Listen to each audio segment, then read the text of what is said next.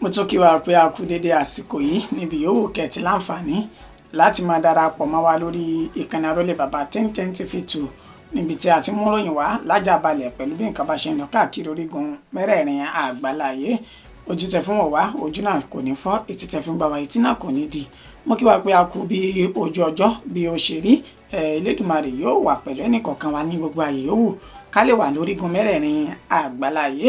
Ìròyìn fún ti àsìkò yìí ọ̀nà la mú wá fún yín. Orúkọ oníròyìn kò yí padà, àyànfẹ́ Elédùmarè yìí náà ni. Ẹ gbọ́ kókó tí ń bẹ nínú ìròyìn fún ti àsìkò yìí ṣáájú ká tó máa bọ́ sínú àlàyé ní kíkún ẹ̀. Èmi ò ní yé sọ ọ̀rọ̀ lórí òtítọ́ ìwà àjẹbánu àwọn olóṣèlú Nàìjíríà, onígi wọ́rọ́kọ́ tó ń dáná ìdàgbàsókè orílẹ̀-èdè Nàìjíríà rú. Olúṣẹ́gun Ọbásanjọ́ ló tún sọ èyí síta. Ààrẹ Bọ́lá Ahmed Tinubu ti kọ̀wé ránṣẹ́ sáwọn ilé ìgbìmọ̀ asòfin àgbà ní Àbújá láti fòǹtẹ̀ján pé kí ọ̀gágun Olúfẹ́mi Olúyẹdé Ọlátúnbọ̀sún ó di olórí àwọn ọmọ ogun ilẹ̀ yìí ní tuntun. Àwa ò ní ohunkóhun ṣe pẹ̀lú ààrẹ Bọ́lá Ahmed Tinubu, bẹ́ẹ̀ la dúró lórí ìpinnu wa láti díje sí ipò ààrẹ lọ́dún 2027. Ẹgbẹ́ òṣèlú Labour Party ló fohùn lédè bẹ́ẹ̀. Àwọn agbébọn ti jí àwọn mọ̀lẹ́bí gbajúgbajà oníròyìn kan gbé ní ìpínlẹ̀ Kogi báyìí nínú ìtọ́sìn béèrè fún 50 mílíọ̀nù fowó ìtúsílẹ̀ wọn. Àwọn Fúlàní darandaran tún ti ṣe ìkọlù ńlá sí ìpínlẹ̀ Enugu nínú èyí tí àgbẹ̀ 3 ti ṣe bẹ́ẹ̀ jáde láyé tọ́pọ̀ sì ṣe bẹ́ẹ̀ tán fi ara pa yamayama. Ní ti Biafra, èmi ti sọ tẹ́lẹ̀ pé kí wọ́n yìnbọn pa Simon Ekpa torí pé agbésùmọ̀mí ni, ọ̀kan lára àwọn olóyè ẹgbẹ́ òṣèlú APC ló fi òun náà léde síta. Ẹ gbọ́ ìròyìn náà lẹ́kùnrẹ́rẹ́ báyìí.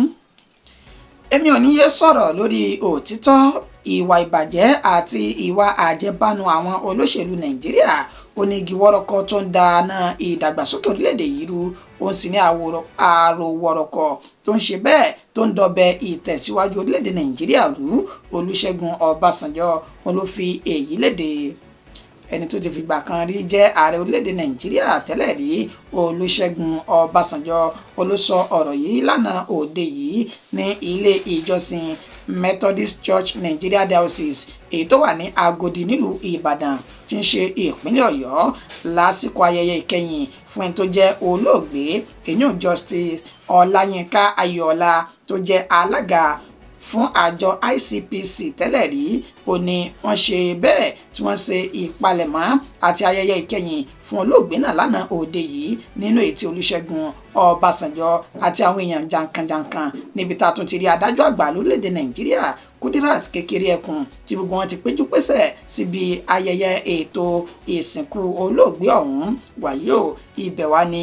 ààrẹ tẹ́lẹ̀ rí ọ̀hún ni ó tún ti kọjá abẹ́ǹkó tó sì ti sọ̀rọ̀ tó ti sọ di mímọ̀ wípé pẹ̀lú bí nǹkan ṣe ń lọ lórílẹ̀‐èdè Nàìjíríà, alẹ́ mi ò ní yé sòótọ́ yìí sì ní yé fi ọ̀pá pọ̀lọ̀pọ̀lọ̀ mi ta bàtà sáwọn tí ọ̀rọ̀ náà tó bá bá lára mu. Ó sọ di mímọ̀ wípé ìwà àjẹbánu torílẹ̀-èdè Nàìjíríà tó ń bẹ láàrin àwọn olóṣèlú ó ń fa ìkúrẹ̀tẹ̀ àti ìfàsẹ́yìn fún ìṣèjọba rere lórílẹ̀-èdè Nàìjíríà yìí. Ó ní bí ẹni tó jẹ́ olóògbé èyàn Justice Ọláyínká ọ̀hún bí ó ṣe ṣe gudugudu méje àti yàyà mẹ́fà lásìkò tó wà ní alága fún àwọn tó ń rí sí ìwà àjẹbánu àti ṣíṣe owó ìlú báṣubàṣu ICPC lórílẹ̀‐èdè Nàìjíríà. Ó ní wọ́n gbìyànjú láti jẹ́ kí àfọ̀mọ́ tó péye kó wà láàrin àwọn olóṣèlú nípa ìwà àjẹbánu. Ó ní ṣùgbọ́n wọn kò gbọ́ torí pé wàhálà àti làásìgbò tí ń bọ̀ lórílẹ̀‐èdè Nàìjíríà yìí ọ̀pákùtẹ̀lẹ̀ rẹ̀ gan-an. Ó ní ìwà àjẹbánu àti ìmọ̀tara ẹni nìkan. Olúṣẹ́gun Ọbásanjọ́ wá ní tá a bá ti yè dẹ́kun gbogbo àwọn ìwà yìí láàrin àwọn olóṣèlú, ìtẹ̀síwájú tó lámìlaka àtèyí tó lóòrìn kò lè sí ní àárín àwùjọ, pàápàá jùlọ fún ìdàgbàsókè orílẹ̀-èdè Nàìjíríà lásìkò tẹ́ni tó jẹ́ adájọ́ àgbà lórílẹ̀‐èdè Nàìjíríà arábìnrin Kudirat Kékeré Ẹkùn tó náà fi ohùn léde ó ní mo lu olóògbé Justice Ọláyínká Ayọ̀ọ́lá lọ́gọ̀ ẹnu torí wípé ó ṣe gudugudu méje yàyà mẹ́fà lásìkò tí ń bẹ lókè pẹ̀ pàápàá jùlọ nípa àfọmọ́ àwùjọ lórílẹ̀‐èdè yìí àti ilẹ̀ Áfíríkà ní àpapọ̀ ó ní òun gbà ládùúrà pé iwájú tí olóògbé náà kọjú sí yóò dára bẹ́ẹ̀ ni ẹ̀yìn tó fi sílẹ̀ kò ní bàjẹ́ àwọn yóò sì máa padà máa ṣàfẹ́kù rẹ̀ nínú ọkàn àwọn torí iṣẹ́ ribiribi èyí tó gbélé ayé ṣe ọ̀hún. Ààrẹ Bọ́lá Ahmed Tinubu ti ṣe bẹ́ẹ̀ kọ̀wé ránṣẹ́ sáwọn ilé ìgbìmọ̀ asòfin àgbà l'Àbújá láti fòǹtẹ̀ján pé kí ọ̀gágun Olúfẹ́mi Olúyẹdé Ọlátúnbọ̀sún kó di olórí àwọn ọmọ ogun ilẹ̀ yìí tuntun. Tẹ́ bá gbàgbé ní 30 oṣù kẹwàá tá a lò sẹ́yìn yìí ó ní ààrẹ Bọ́lá Ahmed Tinubu kéde ọ̀gágun ìyún Lieutenant General Olúfẹ́mi Olúyẹdé Ọlátúnbọ̀sún gẹ́gẹ́ bí ẹni tí ó máa ṣe ọ̀gá àgbà àwọn ọmọ ogun ilẹ̀ yìí fìdí ẹ̀ lásìkò tí ó rẹ olóògbé tó jẹ́ ọ̀gá àgbà fún àwọn ọmọ ogun ilẹ̀ yìí tẹ́lẹ̀ rí Lieutenant General Tawhid Lágbájá kó tó di wípé ó kí ilé ayé ìpò dìgbòsè ní ọjọ́ 5 inú oṣù kọkànlá tá ń lò lọ́wọ́ yìí ìtẹ̀síwájú ìgbésẹ̀ náà ó náà ni ààrẹ Bọ́lá Ahmed Tinubu wá fi léde látẹnu ẹni tó jẹ́ olùdámọ̀ràn pàtàkì fún ààrẹ lórí ètò ìròyìn àti ìlànà àtẹ̀lé Báyọ̀ Ọ̀nànúgà ó sọ di mímọ̀ wípé ààrẹ Bọ́lá Ahmed Tinubu tẹ̀lé ìwé òfin ti ọdún 1999 lórílẹ̀‐èdè Nàìjíríà àti ìwé òfin tó ní ṣe pẹ̀lú ti àwọn ọmọ ogun ilẹ̀ yìí nínú ètò ti fi kọ̀wé náà sí àwọn aṣojúṣòfin àgbà ní Àbújá láti gbé yẹ̀wò dáadáa kí wọ́n sì fi òǹtẹ̀jẹ́ wípé kí General Olúfẹ́mi Ọlátúnbọ̀sún kí ó ṣe bẹ́ẹ̀ kó di ọ̀gá àgbà fún àwọn ọmọ ogun ilẹ̀ yìí jákèjádò Nàìjíríà. Wọ́n kọ oríṣiríṣi àmì ẹ̀yẹ àti ipò jàǹkànjàǹkàn tí ọ̀gágun náà tó ti dìmú tẹ́lẹ̀ nínú ètí ààrẹ Bọ́lá Ahmed Tinubu ní pẹ̀lú eléyìí ó fi ọwọ́ mẹ́wẹ̀ẹ̀wá rẹ̀ sọ̀yà wípé yóò mú tẹ̀síwájú bá iléeṣẹ́ àwọn ọmọ ogun ilẹ̀ yìí pàápàá jùlọ lórí ètò ààbò orílẹ̀-èdè Nàìjíríà fún ìdí èyí ẹ gbé yẹ̀wò dáadáa kẹ́ẹ̀sì fi òǹtẹ̀ jàn láti lè jẹ́ kí Olúfẹ́mi Olúyẹdé Ọlátúnbọ̀sún kó di ọ̀gá àgbà pátápátá fáwọn ọmọ ogun ilẹ̀ yìí lórílẹ̀-èdè Nàìjíríà. Àwa ò ní ohunkóhun ṣe pẹ̀lú ààrẹ Bọ́lá Ahmed Tinubu bẹ́ẹ̀ la dúró tán lórí ìpinnu wa láti díje sí ipò ààrẹ lọ́dún 2027 ẹgbẹ́ òṣèlú Labour Party LP náà fi ohùn léde bẹ́ẹ̀ gẹ́gẹ́ bí fídíò kan tó ń já rìnrìn káàkiri nínú èyí tí wọ́n ti fi ẹnu àtẹ́ àti ẹnu àbùkù kan ẹgbẹ́ òṣèlú Labour Party wípé wọ́n ti lọ rèé lẹ̀dí àpòpọ̀ mọ́ ààrẹ Bọ́lá Ahmed Tinubu nínú ìta ààrẹ Bọ́lá Ahmed Tinubu sì ti ra ọ̀pọ̀lọpọ̀ wọn sínú ẹgbẹ́ òṣèlú APC láti lè jẹ́ kán ṣe àtìlẹ́yìn fún òun ní inú ìdíje sípò ààrẹ tọdún 2027 èyí ló wà fà á tẹ́gbẹ́ òṣèlú ọ̀hún fi wá ní ẹni bá dákẹ́ tara rẹ̀ yóò bá dákẹ́ èyí ló sì jẹ́ káwọn fi ohùn léde gẹ́gẹ́ bí alukoro ẹgbẹ́ ọ̀hún jákèjádò orílẹ̀-èdè Nàìjíríà èyún Obiora Ifọ̀ bó ṣe fi ìròyìn náà léde ó ní awuyewuye ọ̀hún ló ti dé ti ìgbọ́ àwọn nínú ìtàwọn ti fẹ́ pe àkíyèsí gbogbo ọmọ orílẹ̀-èdè Nàìjíríà sí wípé àwọn ò mọ nǹkan kan nípa rẹ̀ àti pé àhesọ ọ̀rọ̀ tó mú irọ́ tó jìnnà sóòótọ́ dání ni torí wípé ẹgbẹ́ àwọn ó ti làmìlaka ó sì dá àwọn lójú wípé dandan ni tó bá di ọdún 2027 láti díje sí ipò ààrẹ àwọn yóò jáwé olúborí ó ní kí ni àwọn wá káàkiri kí ló sọnù lọ́wọ́ àwọn táwọn yóò fi wá lọ mọ́ pàdé àpòpọ̀ pẹ̀lú ààrẹ Bọ́lá Ahmed Tinubu ó ní ẹgbẹ́ òṣèlú Labour Party lábẹ́ alága àgbà ẹgbẹ́ ọ̀hún ìyún Barrister Julius Abure ó ní ó ń ṣe gudugudu méje yàyà mẹ́fà nínú ètò jásí wípé nínú ètò ìdìbò tọdún 2023 èyí tí wọ́n ṣe lọ yìí wọ́n ní àwọn ti fi àwọn ẹgbẹ́ òṣèlú APC làkàlàkà tó jásí wípé àwọn gan ni igi wọ́rọ́kọ́ àti ìdààmú fẹ́gbẹ́ òṣèlú APC lọ́dún 2023 ọ̀hún onítàní ò mọ̀ wípé àgbò wọn tó tàdí mẹ́yìn ní ṣe ni ó lọ mú agbára kún agbára wá fún ìdí èyí àwọn ti dúró tán lórí ọ̀rọ̀ àwọn kò sì ní àjọṣepọ̀ kankan pẹ̀lú ààrẹ Bọ́lá Ahmed Tinubu tó bá di ọdún 2027 àjọ náà tán bí owó ni ó ní fún ìdí èyí àwọn wá ń pe ẹni tó jẹ́ ajìjàǹgbara àti agbẹjọ́rò tó gbajúmọ̀ ní Dèjì Adéyanjú wípé kó bọ́ síta kọ́ńbọ́ọ̀kì kó mú ẹ̀rí ọ̀rọ̀ náà wá nípa pé àwọn ti la ìdí àpò pọ̀ pẹ̀lú ààrẹ Bọ́lá Ahmed Tinubu tí ò bá sì wá lè ṣe yìí kó sì bọ́ síta gbangba kó tọrọ àforíjìn lọ́wọ́ ẹgbẹ́ òṣèlú ọ̀hún àti gbogbo àwọn tí wọ́n jẹ́ ọmọ ẹgbẹ́ òṣèlú náà. Àwọn agbébọn náà ti ṣe bẹ́ẹ̀ jí àwọn mọ̀lẹ́bí gbajúgbajà oníròyìn kan gbé ní ìpínlẹ̀ Kogi báyìí nínú ètò wọn sì ti ń béèrè fún 50 mílíọ̀nù náírà gẹ́gẹ́ bí owó ìtúsílẹ̀ wọn. Ẹni tí orúkọ rẹ̀ ń jẹ́ Malam Ahmed Tahiru Àjọbẹ̀ ó ní wọ́n ti ṣe bẹ́ẹ̀ jí àwọn mọ̀lẹ́bí rẹ̀ 3 ọ̀tọ̀ọ̀tọ̀ tí wọ́n ti jí wọn gbé lánàá òde yìí. Ahmed Tahiru yìí ó ní ó jẹ́ ẹ́dítọ̀ fún ìwé ìròyìn Daily Trust tẹ́lẹ̀ nínú ìtàn ti já àwọn ènìyàn rẹ̀ 3 tá a ti rí àbúrò tó tẹ̀lé Alimatu Sadiya Tahiru gẹ́gẹ́ bí àlàyé tí àwọn ojúlùmọ̀ mọ̀lẹ́bí ọ̀hún èyí tí wọ́n fi léde síta wọ́n sọ di mọ̀ wípé ní agbègbè tó ń pè ní Àǹpá Àdókà òpópónà Makurdi ní Àwó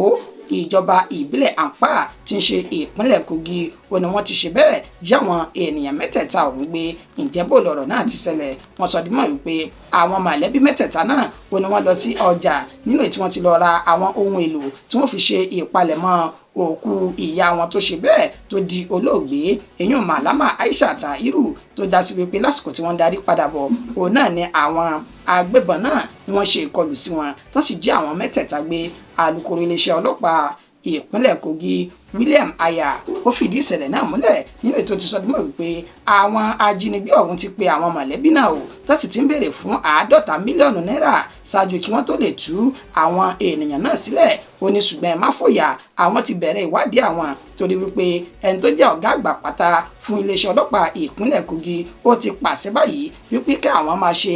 alamí àti ìwádìí káàkiri gbogbo kọ̀rọ̀kọ́ndù ìpínlẹ̀ Kogi kí wọ́n sì dá àwọn mọ̀lẹ́bí náà padà sọ́dọ̀ àwọn ènìyàn wọn náà. Àwọn Fúlàní darandaran tún ti ṣe bẹ́ẹ̀ ṣe ìkọlù ńlá eléyìí tó lágbára ní ìpínlẹ̀ Enugu nínú èyí tí àgbẹ̀ 3 tó ti jáde láyé tọ́pọ̀ tún farapa yamayama ní ìlú tí wọ́n pè ní Amofi ìjọba ìbílẹ̀ Izi-Uzo tí ń ṣe ìpínlẹ̀ Enugu. Ó ní ìkọlù náà ti wáyé ní abúlé kan tó pè ní Mbuji ní ìpínlẹ̀ Enugu ọ̀hún gẹ́gẹ́ bí ìròyìn náà bí ó ṣe ń tẹ̀ wá lọ́wọ́. Wọ́n sọ di mímọ̀ wípé àwọn àgbẹ̀ náà ni wọ́n wọ inú oko ìrẹsì wọn lọ láti lọ rè kó èrè oko èyí tí wọ́n ti ṣe láti oṣù 4 sẹ́yìn kó tó wá di wípé àwọn Fúlàní darandaran náà wọ́n wọnú oko ọ̀hún tí wọ́n sì ń bo oko náà jẹ́ nígbà tí wọ́n bi wọ́n léèrè pé áwù ẹ̀yin ṣe ń hùwà bíi èèyàn bíi eléyìí níṣe ni wọ́n ṣínà ìbọn bolẹ̀ fún àwọn àgbẹ̀ náà tó sì pa 3 nínú wọn nínú èyí tí àwọn ọ̀pọ̀lọpọ̀ ti fi ara pa tó já sí wípé wọ́n kọ̀ wọ́n ní ilé ìwòsàn àpapọ̀ ti ìjọba ìpínlẹ̀ Enugu náà. Nínú àlàyé tí ẹni tó jẹ́ olórí àdúgbò ọ̀hún èyàn Ogenyi Ọ̀dọ̀ tó ṣe ó sọ di mímọ̀ wípé láti ọdún 2017 sí ọdún 2022 ó ní àwọn Fúlàní náà ti ń ṣe bẹ́ẹ̀ tó ti ń da àwọn láàmú nínú ètò já sí wípé láàrin ọdún 2017 àti 2022 náà ó ní wọ́n ṣe ìkọlù sí ogún oko ní ìpínlẹ̀ ọ̀hún tó sì ṣe bẹ́ẹ̀ fi ẹ̀mí ènìyàn tí kò dín ní 123 àgbẹ̀ tó ń fi ṣòfò lọ́dún náà lọ́hùn. Ó ní sí ìyàlẹ́nu àwọn níṣe ni wọ́n tún ṣe ìkọlù náà sí àwọn ní àná òde yìí nílé tí wọ́n ti pa àgbẹ̀ 3 nínú oko wọn tó sì ṣe ọ̀pọ̀lọpọ̀ léṣe yamayama tó já sí wípé wọ́n gbé wọn dé ilé ìwòsàn ṣùgbọ́n tí ilé ìwòsàn tó kọ̀ wọ́n ó tẹ̀síwájú pé ilé ìwòsàn tó gba àwọn míì ló ń tẹ̀ níṣe ni wọ́n ń béèrè fún owó ìfidógò èyí tó pè ní mílíọ̀nù 3 náírà 3 mílíọ̀nù náírà ṣáájú kí wọ́n tó lè bẹ̀rẹ̀ ìtọ́jú àwọn ènìyàn náà. Ó ní tó ń kọ àwọn lóminú jùlọ ó ní wípé kò pẹ́ kò jìnnà sí àsìkò yìí ó náà ni wọ́n kó gbogbo àwọn tó jẹ́ ọmọ ogun ilẹ̀ yìí sójà nílẹ̀ láì ní ìdí kan pàtó. Ó ní lẹ́yìn tí wọ́n kó àwọn ọmọ ogun náà nílẹ̀ tán ó ní ìkọlù náà ó ní ó wáyé. Ó ní ẹ dákun ẹ dábọ̀ à ń bẹ ìjọba ìpínlẹ̀ Enugu àti ìjọba àpapọ̀ kí wọ́n tètè bá wọn wọ ojútùú sí ìkọlù àwọn